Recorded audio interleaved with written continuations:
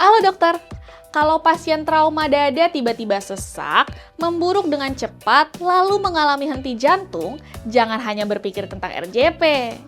Bisa jadi penyebabnya adalah tension pneumotoraks, salah satu penyebab kardiak arrest yang masih dapat membaik jika ditangani segera. Di video ini, terlihat seorang dokter sedang membuat chest drain dengan katup satu arah darurat menggunakan botol alkohol setelah pasien mengalami trauma akibat pecahan kaca. Pertanyaannya, apa yang sebenarnya terjadi? Tension pneumotoraks terjadi ketika terdapat robekan pada paru sehingga udara terus masuk ke rongga pleura tapi nggak bisa keluar kembali. Akibatnya, tekanan di dalam rongga dada terus meningkat. Paru yang terkena akan kolaps. Lebih berbahaya lagi, tekanan tersebut akan menekan vena cava dan jantung, terutama sisi kanan jantung. Darah akhirnya nggak dapat kembali ke jantung.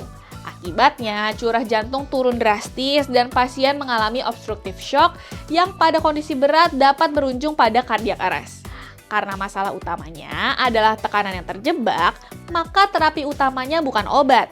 Terapi utamanya adalah mengeluarkan udara tersebut secepat mungkin.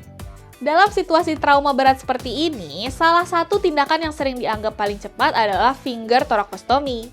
Prinsipnya sederhana, buat akses ke rongga pleura sehingga udara bertekanan tinggi dapat keluar dan tekanan dalam rongga dada segera berkurang.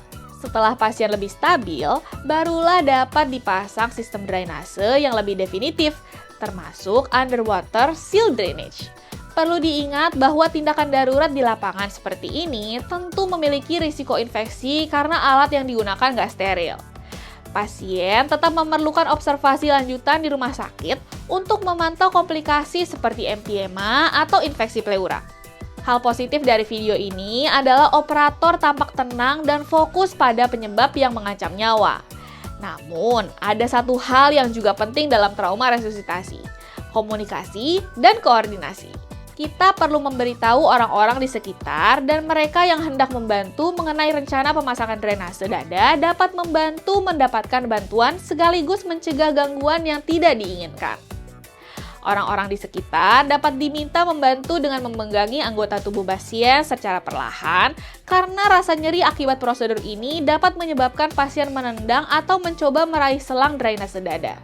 Melanjutkan upaya resusitasi lain yang sedang berlangsung, saat satu orang melakukan tindakan penyelamatan nyawa, orang lain seharusnya sudah menghubungi ambulans, menyiapkan transportasi, memberi laporan ke IGD tujuan, dan memastikan pasien segera menuju pusat trauma yang memiliki fasilitas bedah dan CT scan.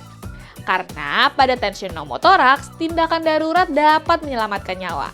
Tetapi, definitive care tetap harus dilakukan di rumah sakit. Jadi dokter andal dalam genggaman, salam Alo Medica.